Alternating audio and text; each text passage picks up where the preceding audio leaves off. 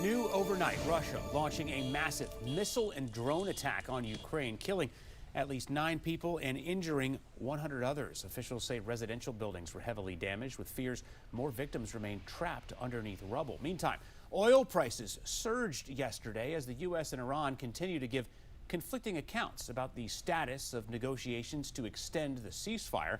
Correspondent Altra El-Nashar has the latest on rising tensions.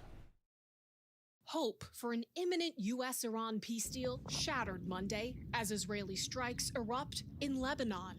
Again, the U.S. is responsible for this. We can't consider the U.S. and the Zionist regime as two separate agents. Iranian state media reports Tehran is suspending negotiations with the United States after Israeli Prime Minister Benjamin Netanyahu ramped up military action against the Iran-backed terror group Hezbollah.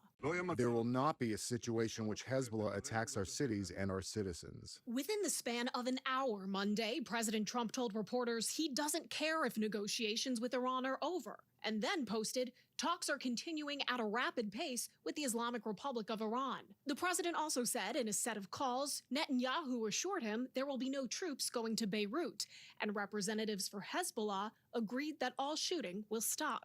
Iran says a ceasefire in Lebanon is inextricable from its ceasefire with the United States. The White House disagrees. It's a fundamental discrepancy that could pull the region back into all-out war.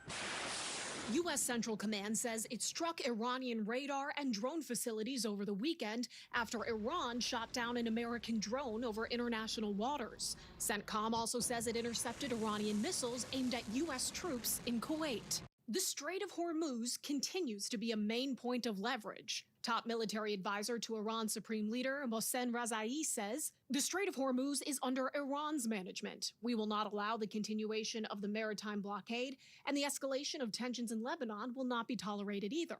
The patience of the armed forces of the Islamic Republic of Iran has its limits. Razai referring to the U.S. naval blockade on Iranian ports. On Friday, when the U.S. and Iran seemed close to an agreement that would extend their ceasefire, President Trump said the blockade had been lifted.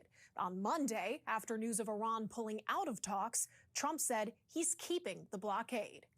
In Washington, I'm Altra El-Nashar. Well, journalists are no longer allowed in the Pentagon's press office. The Department of War's acting press secretary confirmed that change in a post online. He says there is nothing controversial about the move and that it comes because Secretary Pete Hegseth's speechwriters now occupy that space. And this marks the latest in a series of moves restricting media access there at the Pentagon.